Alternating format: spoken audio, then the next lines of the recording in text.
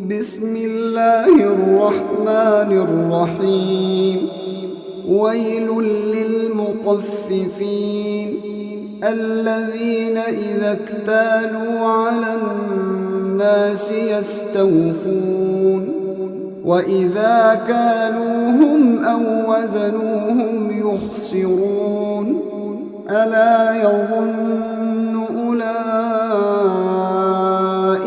أنهم مبعوثون ليوم عظيم يوم يقوم الناس لرب العالمين كلا إن كتاب الفجار لفي سجين وما أدراك ما سجين